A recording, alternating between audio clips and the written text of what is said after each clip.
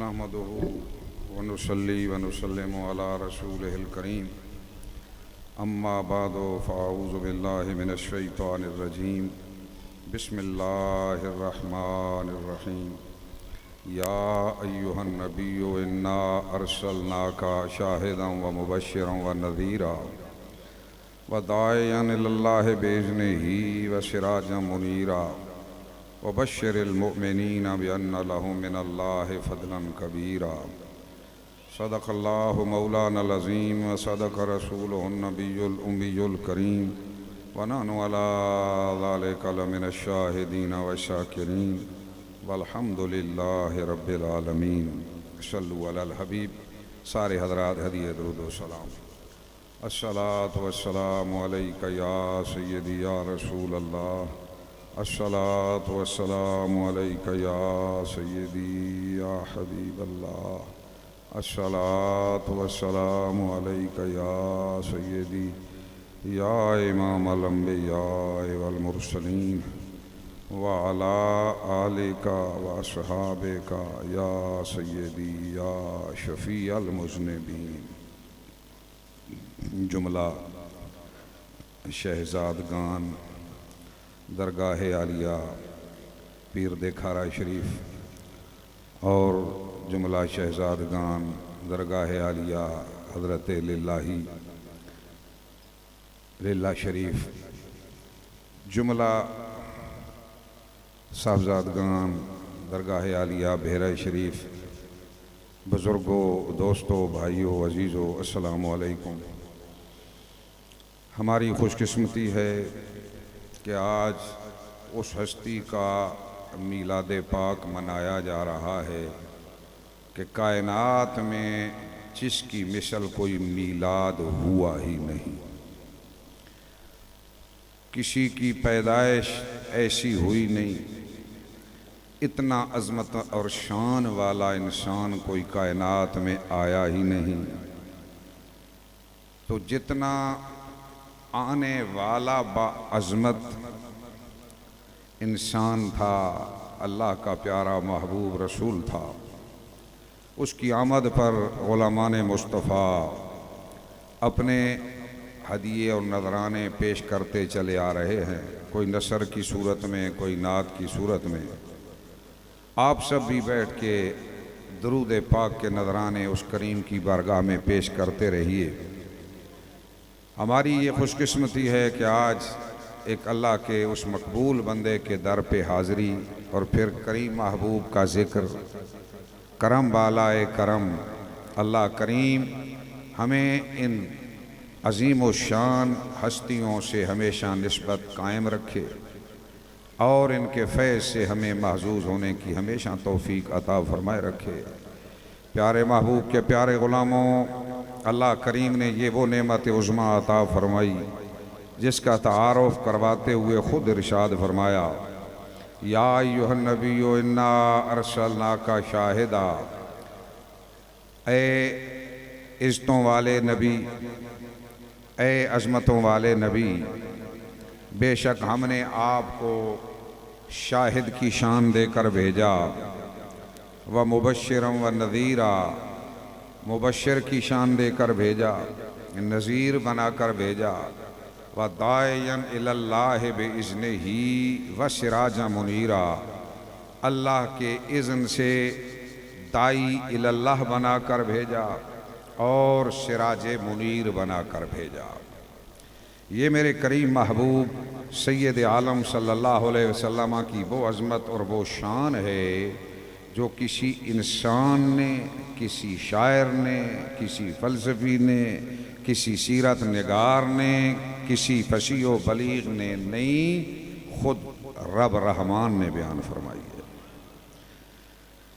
ان میں سے اگر ہر ایک شان کو بیان کرنا شروع کر دیا جائے تو یہ وقت اپنے اندر وہ وسعت نہیں رکھتا اور ہمارے اندر یہ استطاعت نہیں کہ ہم سب کچھ سمجھ سکیں اور بیان کر سکیں. بس نبذہ خلاصہ بالاختصار میرے کریم محبوب کی ان عظمتوں اور شانوں کا آپ کے گوش گزار کرنے کی کوشش کروں گا تاکہ ہمارا نام بھی آج محبوب کی محفل میلاد منانوں کی لسٹ میں درج ہو جائے، اور یہ چیز روز قیامت ہماری خوشبختی کا باعث بن جائے۔ میرے کریم سے نسبت غلامی رکھنے والوں، عام برتھ ڈے نہیں، عام کسی انسان کا میلاد نہیں، جیسے میں نے بیان کیا بے مثل و بے مثال انسان کا آج یوم پیدائش منایا جا رہا ہے، اور حضور کے استقبال میں یہ محافل منعقد کی جا رہی ہے، تو یہ آنے والا کس شان کا حامل تھا؟ ساری صفتیں تو نہیں، لیکن یہاں جو بیان ہوئی بالاختصار بیان کرنا چاہتا ہوں تاکہ پتہ چلے کہ میرے محبوب صلی اللہ علیہ وسلم کی عظمت اور شان کیا ہے، اور سید عالم کی سیرت طیبہ کے جو جلوے اس آیت کے ان الفاظ میں ہمیں نظر آ رہے ہیں، ہم کہاں تک ان کے اوپر عمل پیرا ہو کہ اپنی زندگیوں کو چار چاند لگا سکتے ہیں، آنے کا کوئی مقصد بھی حاصل ہو۔ ایک طرح فرمایا پیارے آپ کو شاہد بنا کر بھیجا۔ علامہ ابن کثیر نے یہاں ارشاد فرمایا کہ شاہدن علی اللہ بالوحدانیت وَأَنَّهُ لَا إِلَٰهَ غَيْرُهُ وَعَلَى النَّاسِ بِأَعْمَالِهِمْ يَوْمَ الْقِيَامَةِ، کہ اللہ کریم نے اپنے محبوب کو شاہد کی صفت اور شان عطا کر جو بھیجا، فرمایا اس کا مطلب یہ ہے کہ اللہ کے محبوب اللہ وحدہ لا شریک کی وحدانیت کے بھی گواہ ہیں کہ اس کے علاوہ کوئی معبود برحق نہیں۔ آج تک انبیاء کرام رسول اعظام جبریل امین کی زبان مبارک سے سن کر دنیا کو یہ پیغام دیتے چلے آئے، وہ دنیا والو اللہ وحدہ لا شریک ہے، اللہ کے علاوہ کوئی عبادت کے لائق نہیں، آؤ اپنے رب جلیل کے در پہ جھک جاؤ۔ سب انبیاء کرام نے جبریل امین کی وحی اور پیغام کو سن کر اللہ کی مخلوق تک اس کی وحدانیت کا پیغام پہنچایا۔ ارے اب باری آ گئی آمنہ کے لال کی، ہمارے آقا و مولا محمد الرسول اللہ صلی اللہ علیہ وسلم کی۔ سید عالم نے دنیا کو آ کر صرف جبریل امین کی زبان سے سن کے نہیں بتایا، بلکہ اپنی آنکھوں سے دیدار خدا کر کے بتایا۔ لوگوں میں دیکھ کیا رہا ہوں، رب ایک ہے، وہ ایک ہے، وہ ایک ہے، وہ وحدہ لا شریک ہے۔ سب سے بڑے گواہ اللہ کی وحدانیت کے ہمارے محبوب محمد مصطفیٰ صلی اللہ علیہ وسلم ہے۔ ساتھ یہ بھی یاد رکھیے، جب اللہ کریم نے اپنی مخلوق کو پیدا فرمایا، ارواح کو ایک وادی میں جمع کیا تھا، پوچھا تھا الستو بربکم، اے ارواح انسانیت مجھے یہ بتاؤ کیا میں تمہارا رب نہیں ہوں؟ تو سب نے بیک زبان ہو کر میرے محبوب کی زبان سے سن کر سبھی نے یہ کہا تھا قالو بلا، کیوں نہیں، تو ہی ہمارا رب ہے، تو ہی ہمارا پالنہار ہے، تو ہی ہمیں پرورش ہماری فرمانے والا اور مرتبہ کمال تک پہنچانے والا ہے۔ تو سب نے ربوبیت کا اقرار تو کر لیا، اب جب دنیا میں آئے تو کیا ہوا؟ اس رب کی تلاش میں عقل انسانی دوڑی، تو کیا کیا؟ بعض نے دیکھا پتھر بڑے مضبوط ہیں، بڑے سخت ہیں، ان میں صلابت ہے، ان کو خدا مان بیٹھے کہ یہی وہ رب ہے جس کی تلاش میں ہم مارے پھر رہے ہیں۔ پتھروں کے بنے ہوئے بتوں کے سامنے جبین نیاز کو جھکا دیا، سجدہ ریز ہو گئے۔ دوسرے آئے، انہوں نے دیکھا کہ آگ بڑی پاورفل ہے، پتھروں کو جلا کے رکھ دیتی ہے، راکھ بنا دیتی ہے، لہٰذا آگ کی پوجا کرنا شروع کر دی۔ تیسرے آئے، دیکھا پانی بڑا پاورفل ہے، آگ پہ ڈالا جائے تو آگ بھسم ہو جاتی ہے، ختم ہو جاتی ہے، اس کا نام و نشان مٹ جاتا ہے، جو غالب ہے اس کو مانا جائے۔ اور آ گئے، انہوں نے دیکھا کہ یہ پانی کی کیا حیثیت، چاند کو دیکھو جب رات کے اندر طلوع ہوتا ہے تو اس کی روشنی میں وہ کشش اور غلبہ ہے کہ سمندروں میں کھڑا پانی ٹھہر نہیں سکتا، مد و جزر پیدا ہو جاتا ہے، حرکت میں آ جاتا ہے، پانی تو کانپنا اور ہلنا شروع کر دیتا ہے۔ تو جس کے سامنے پانی کی مجال نہیں، وہ کانپنا اور لرزنا شروع ہوتا ہے، وہ چاند ہی اس قابل ہے کہ اس کی پوجا کی جائے، اسے خدا تسلیم کر لیا جائے۔ پھر اور آئے. انہوں نے اپنی عقل کے بلبوتے پہ سوچا رات کو تو چاند بڑا چمک رہا تھا, آج جب صبح ہوئی سورج براجمان ہوا, طلوع ہوا, تو کیا ہوا؟ چاند کا تو نام و نشانی نظر نہیں آتا, اس کی تو لائٹیں ہی ختم ہو گئیں, اس کی تو روشنی نظر نہیں آتی. جو چاند پہ غالب ہے وہ سورج ہے, لہذا سورج کے پجاری بن گئے. ارے عقل انسانی دوڑی رب کی تلاش میں کہ جس کا وعدہ کیا تھا وہ کہاں پائیں, کہاں ہے. میرے نبی کے غلام, میرے رب نے کرم فرمایا انسانیت پر, ایسا محبوب عطا فرمایا. اے دنیا والو, نہ چاند کے پیچھے پڑو, نہ سورج کے پیچھے پڑو, نہ پتھروں کی پوجا کرو, نہ آگ کی پرستش کے پیچھے جاؤ. ارے سب پہ غالب تم نے چاند اور سورج کو قرار دیا. میں وہ محبوب بھیج رہا ہوں جس کی انگلی کے اشارے پر چاند بھی ناچے گا اور سورج بھی ناچے گا. محبوب انگلی اٹھائیں گے تو چاند ٹکڑے ہو جائے گا, میرا کریم اگر انگلی اٹھائے گا تو سورج ڈوبا ہوا واپس آ جائے گا. اگر اپنے پنگوڑے میں بچپنے میں ہوگا تو چاند اس کی انگلی کے اشارے پہ حرکت میں آئے گا. تو کیوں نہ اس ہستی کے رب کو خدا مانو جس کے انگلی کے اشارے پر چاند اور سورج ناچ رہے ہیں. تو حقیقت میں اس محمد مصطفیٰ نے جس کو رب مانا ہے تم بھی اسی کو رب ماننا شروع کر دو. رب کی ربوبیت کی سب سے بڑی دلیل میرے کریم محبوب محمد مصطفیٰ احمد مجتبیٰ صلی اللہ علیہ وسلم ہے. اللہ کریم نے آگے ارشاد فرمایا وَمُبَشِّرًا وَنَذِيرًا, اے پیارے ہم نے آپ کو مبشر کی شان دے کر بھیجا, آپ کو نذیر کی شان دے کر بھیجا. داعیاً اللہ بِإِذْنِهِ, اللہ کے اذن سے, اس کی تأثیر سے, اس کی قدرت سے اللہ کریم نے آپ کو داعی اللہ بنا کے بھیجا. یہ شانیں دے کر رب کائنات نے محبوب کو مبشر و نذیر بنایا. اس لیے شاعر نے کہا نا بشیر بن کے آیا, نذیر بن کے آیا, میرا محمد سراج منیر بن کے آیا. اللہ کریم نے یہ شانیں دے کر محبوب ہمیں عطا فرمایا. سید عالم نے کمال کر دکھایا. بشارت یوں دنیا کو سنائی, ایک چھوٹے سے چھوٹے کام کرنے والے سے لے کر اپنی جان کا نذرانہ پیش کرنے والے تک ہر نیک عمل کرنے اور اچھائی کرنے والے کو حضور نے بشارتیں سنا دی. ارے رستے سے کانٹا ہٹاؤ گے تو تمہیں روزے قیامت اجر عطا ہوگا. اگر کسی ادنا مخلوق پہ کرم کرو گے اللہ کریم تمہیں جنت میں جگہ عطا فرمائے گا. ماں باپ کی قدردانی کرو گے, ماں کے قدموں کے نیچے رب نے جنت رکھ دی. باپ کو جنت کا مین گیٹ قرار دے دیا ہے. ارے راتوں کو اٹھنے والے, ٹھنڈے پانی سے وضو کرنے والے, اور تم سنو سنو تمہاری مثال کیا ہے کہ جیسے نہر گھر کے سامنے گزر رہی ہو, اس میں 5 دفعہ نہانے والے پہ کوئی میل نہیں رہتی. آؤ رب کی بارگاہ میں 5 دفعہ طہارت کر کے نماز پڑھنے والے کے جسم پہ گناہ کوئی باقی نہیں رہے گا. اے راتوں کو جاگنے والو, یہ نہ سمجھو کہ نیند میٹھی حرام کی ہے. میں تمہیں بشارت دینے کے لیے آیا. فرمایا وَبَشِّرِ الْمَشَّائِينَ فِي الظُّلَمِ إِلَى الْمَسَاجِدِ بِالنُّورِ التَّامِ یوم القیامہ. اے رات کی نیندیں قربان کرنے والو, ٹھنڈے پانیوں سے وضو کرنے والو, مسجدوں کے دروازوں پہ آنے والو, اللہ کی بارگاہ کی حاضری دینے والو, سنو سنو میں تمہیں بشارت دیتا ہوں. وَبَشِّرِ الْمَشَّائِينَ فِي الظُّلَمِ إِلَى الْمَسَاجِدِ. فرمایا رات کی تاریکیوں میں جو چل کر اللہ کے گھر آتے ہیں ان کو یہ بشارت ہے بِالنُّورِ التَّامِ یوم القیامہ کہ قیامت کا دن ہوگا اللہ نے نور تمام عطا فرما دے گا. اس لیے میرا محبوب مبشر بن کے آیا, بشارتیں دینے والا بن کے آیا.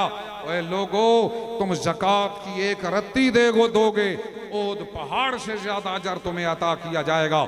تم ایک صدقہ میں کھجور دو گے, اللہ کریم اس کو یوں پالے گا جیسے تم اپنی گائے کے بچے یا اونٹنی کے بچے کو پالتے ہو.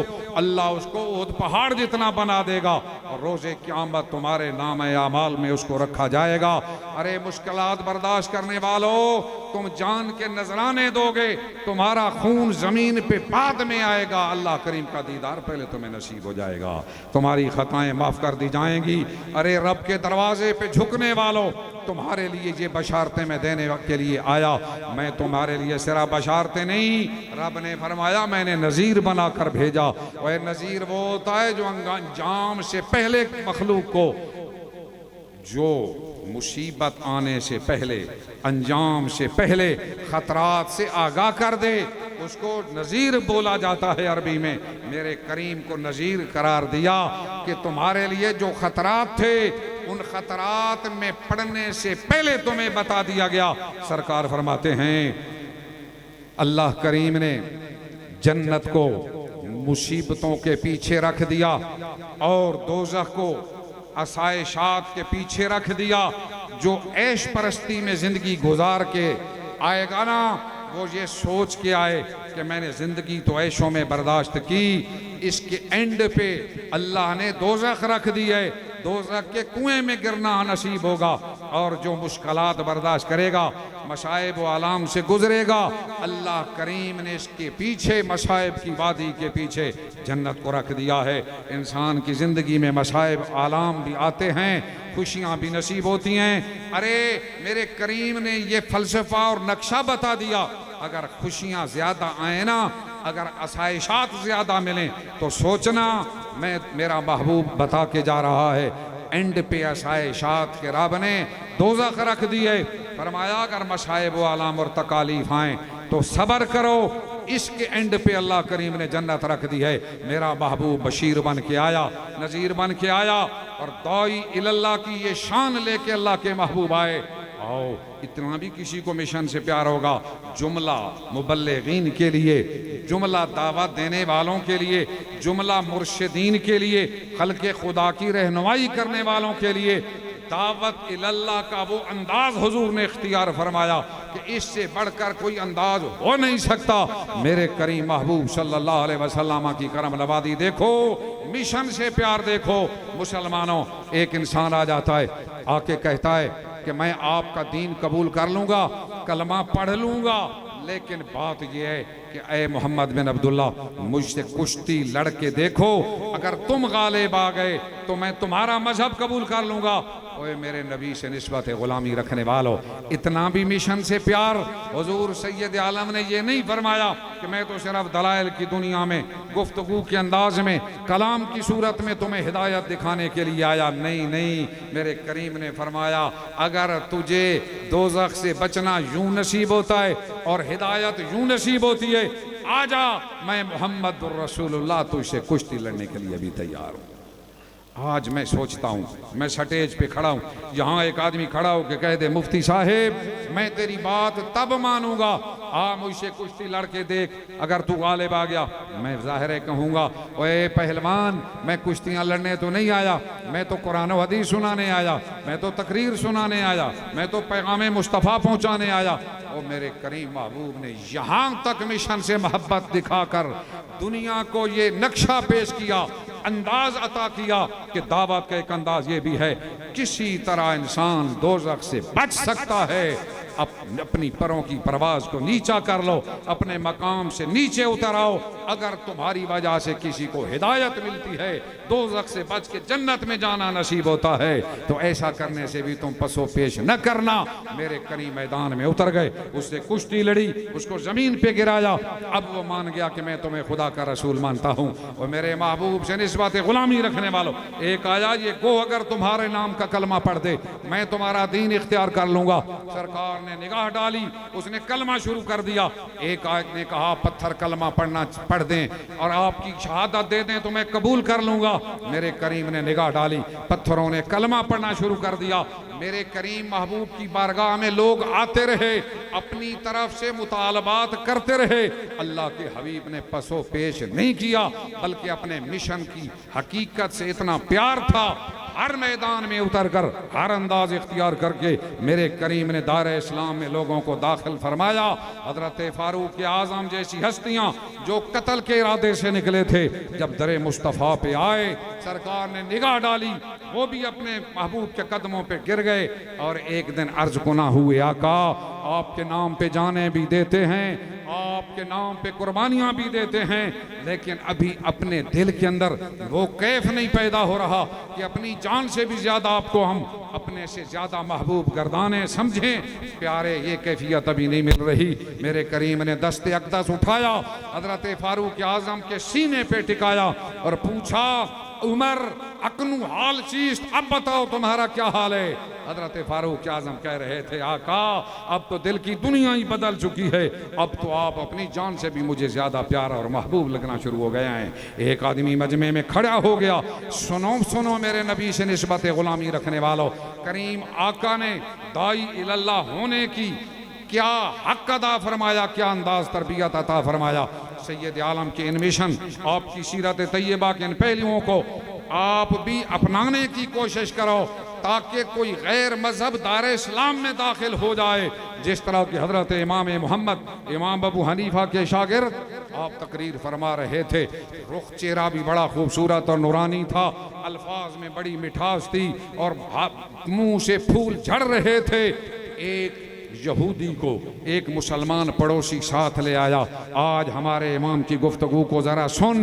وہ یہودی مجمع میں آ کے بیٹھا، امام محمد جو امام ابو حنیفہ کے شاگرد ہیں گفتگو شروع فرمائی، یہودی تو تکتا ہی رہ گیا، چہرے کے انوار و تجلیات تکتا رہ گیا، الفاظ کے پھول جھڑتے ہوئے چنتا رہا۔ جب مجمع ختم ہوا، گفتگو ختم ہوئی، یہودی کہتا ہے مسلمان پڑوسی سے کہ اب اس طرح کر میرے پڑوسی، مہربانی کر مجھے اپنے امام کی بارگاہ میں حاضر کر، میں اسی امام کا مذہب قبول کرنا چاہتا ہوں، جو اس کا مذہب ہے میرا بھی وہی مذہب ہوگا۔ یہودی سے مسلمان کہنے لگا مذہب چھوڑنا کوئی آسان ہے، اتنا جلدی تو بھسم ہو گیا، چت لیٹ گیا، کیا کیا تو نے؟ مذہب چھوڑنے پہ تیار ہو گیا۔ ایک تقریر برداشت نہ ہو سکی، کہا اے مسلمان مجھ سے کیا پوچھتا ہے، تمہارا امام بول رہا تھا، میں اس کے چہرے کے انوار و تجلیات دیکھتا رہ گیا، میں اس کے الفاظ سنتے سنتے پھول جھڑتے چنتا رہ گیا، میری تو یہ حالت ہے، میں اب یہ گواہی دینے لگا ہوں کہ اگر تمہارے مذہب کے اس چھوٹے محمد کا یہ حال ہے تو بڑے محمد کا عالم کیا ہوگا، بڑے محمد کا عالم کیا ہوگا۔ اس لیے میں اس کا مذہب اختیار کرنا چاہتا ہوں۔ میرے نبی سے نسبت غلامی رکھنے والے، میرے کریم محبوب کی یہ تعلیمات ہیں۔ میرے محبوب صلی اللہ علیہ وسلم کی بارگاہ میں جوان کھڑا ہو گیا، اس نے کہا یا رسول اللہ صلی اللہ علیہ وسلم مجھے زنا کی اجازت دے دو۔ صحابہ کرام حیران ہو گئے، یہ جوان نے کیا جرأت کی، حضور کی محفل میں کھڑے ہو کر یہ کیا اجازت مانگنا شروع کر دی۔ صحابہ کرام اس کی طرف چلے، محبوب کائنات نے روک دیا آگے کوئی نہ جائے، فرمایا ادھر آجا جوان میرے سامنے آجا، سامنے بٹھا لیا۔ اب انداز تربیت دیکھو، اللہ کے محبوب نے فرمایا کیا تو اس بات کو برداشت کرتا ہے جوان کہ کوئی آدمی تیری ماں کے ساتھ بدکاری کرے؟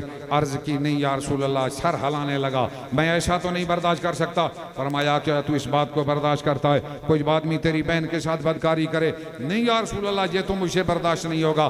فرمایا پھر لوگ بھی تو برداشت نہیں کرتے کہ کوئی ان کی ماں کے ساتھ بدکاری کرے، کوئی ان کی بہن کے ساتھ بدکاری کرے۔ فرمایا کیا تو اس بات کو برداشت کرے گا کوئی تیری بیٹی سے بدکاری کرے؟ نہیں یا رسول اللہ، یہ تو مجھ سے برداشت نہیں ہوگا۔ فرمایا پھر لوگ بھی تو برداشت نہیں کرتے، کیا اس کو برداشت کرے گا کوئی تیری خالہ کے ساتھ منہ کالا کرے؟ نہیں یا رسول اللہ، میں نہیں برداشت کرتا۔ فرمایا لوگ بھی نہیں قبول کرتے۔ فرمایا کوئی اس برداشت کرے گا تیری پھوپھی سے کوئی بدکاری کرے؟ نہیں یا رسول اللہ، یہ برداشت نہیں ہو سکے گا۔ فرمایا لوگ بھی تو برداشت نہیں کریں گے۔ اس طرح سرکار نے اس کو گرانا شروع کیا، اب وہ پسپا ہوتا جا رہا تھا، اس کے جذبات ٹھنڈے پڑتے جا رہے تھے، اس کا عقل کھل گئی، آنکھیں کھل گئی، سوچنا شروع کر دیا اللہ کے محبوب کہاں میرا تصور لے کے جا رہے ہیں۔ اب میرے کریم محبوب نے اللہ کی دی ہوئی طاقت سے اپنا دست اقدس اٹھایا، اس کے سینے پہ ٹکایا، فرمایا اللہم طہر قلبہ، مولا اس کے دل کو پاک کر دے، واغفر ذنبہ، اور اس کے گناہوں کی مغفرت فرما دے۔ اتنا کہنے کی دیر تھی، راوی کہتا ہے ساری زندگی پھر وہ جوان اس محفل سے اٹھا، ساری زندگی اس کی نگاہیں غیر محرم کی طرف نہ اٹھیں، ہمیشہ وہ شرم و حیا کا پیکر بن گیا۔ یہ اس داعی اللہ کی شان ہے، اس مبشر و نذیر کی شان ہے، اے اس محبوب کے سراج منیر ہونے کی شان۔ میرے کریم کو رب نے سراج منیر قرار دیا۔ بڑا لمبا چوڑا یہ مضمون ہے، اس میں بالاختصار میں حضور کی چند شانیں جن میں سیرت طیبہ کا پہلو بھی ہے، میرے کریم کے کمالات بھی شامل ہیں۔ اللہ کریم نے اس ایک آیت میں سمندر کو کوزے میں بند کر کے ساری مخلوق کے لیے محبوب کی عظمتوں اور شانوں کا ذکر بھی فرما دیا اور سیرت طیبہ کا پہلو بھی نمایاں فرما دیا۔ آؤ اس پیارے کریم سے محبت کرنے والوں، اس محبوب کے نقش پاک پہ آنے کی ضرورت ہے۔ ہر مقام پہ جو کوئی انسان موجود ہے، گھر کا سربراہ ہے، قوم کا سربراہ ہے، قبیلے کا سربراہ ہے، ملک کا سربراہ ہے، امت مسلمہ کا سربراہ ہے، میرے کریم محبوب کی سیرت طیبہ میں ہر پہلو موجود ہے۔ سید عالم نے اپنے غلاموں کو اعلیٰ مقام اور اعلیٰ اجر بیان کر کے بھی متوجہ کیا، خوف خدا سنا کر بھی کہ لوگوں گناہ کرو گے اس دوزخ میں جانا نصیب ہوگا، جس دوزخ کی کیفیت بیان کرتے ہوئے فرمایا اس آگ کا عالم یہ ہے 70,000 فرشتہ اس دوزخ کو لگامیں لگا کے اس کو پکڑ کے لائیں گے روز قیامت، وہ یوں دھاڑ رہی ہوگی کہ عام انسان تو عام رہے، بڑی بڑی مخلوق وہ بھی اپنے گھٹنے زمین پہ ٹیک دے گی۔ وہ ہمیں رکھنے والوں، آج دنیا میں فساد پھیلا، عمل نہ رہا، پیسے کی لالچ میں دنیا کہاں سے کہاں چلی گئی، عقائد کے اوپر ڈاکہ ڈالا جا رہا ہے، پیسے کے ذریعے ڈاکہ ڈالا ہے۔ خدا را اللہ کی توحید پہ ہمیشہ قائم و دائم رہنا، یہی بزرگوں کا پیغام ہے۔ اللہ رب العزت کے نبیوں رسولوں کی عزت اور احترام اور ناموس پہ مر مٹنا، یہی بزرگوں کا پیغام ہے۔ میرے کریم محبوب کی ختم نبوت کے ترانے گانا، نعرے لگانا، حضور کی ناموس پہ مر مٹنے کا جذبہ اپنے اندر بٹھانا، یہی بزرگوں کا موقف ہے۔ اللہ کے محبوب سے نسبت رکھنے والی ہر ذات کی قدردانی کرنا۔ آج دنیا میں فتنہ و فساد پھیل گیا، کچھ لوگ حضور کی آل کا نام لے کر حضور کے صحابہ پہ تیر برساتے ہیں، طعن و تشنیع کرتے ہیں، حضور کی گھر والیوں پہ طعن و تشنیع کرتے ہیں۔ کچھ وہ آ گئے ہیں جو حضور کے صحابہ کا نام لیتے ہیں، اہل بیت اطہار کی عزت اور احترام نہیں کرتے۔ کچھ وہ آ گئے حضور کی ازواج و مطہرات پہ اعتراض کرنے والے آ گئے۔ خدا را نہ ہم رافضی کہ اہل بیت کی محبت کے پردے میں صحابہ پہ اعتراض کریں، نہ ہم ناسبی کہ صحابہ کرام کی محبت میں اہل بیت کی توہین کریں۔ خدا کا کرم ہے، اللہ نے سراج منیر کی کرنوں سے روشن ہونے والے یہ ارباب جو اقتدار روحانیت ہیں، جن کو اللہ کریم نے مزاروں میں رہتے ہوئے، قبروں میں رہتے ہوئے یہ شان عطا فرمائی ہے کہ حضور کے سراج منیر ہونے کا فیض ساری کائنات میں تقسیم فرما رہے ہیں۔ ہم ان کے نقش قدم پہ ہیں، یہ اہل سنت والجماعت کے افراد تھے۔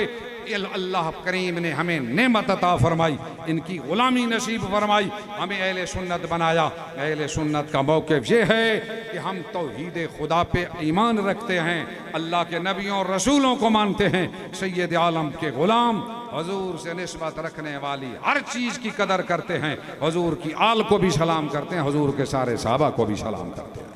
بس اپنے مذہب و مسلک پہ کار بند رہ کے ان بزرگوں کے مسلک کو بھی نہ چھوڑنا، اور انہوں نے جو تعلیمات عطا فرمائی ہیں یہ بھی سیرت طیبہ کا ایک نمونہ ہیں۔ اللہ کریم ان پہ ہمیں عمل کی توفیق عطا فرمائے۔ وآخر دعوانا الحمدللہ رب العالمین۔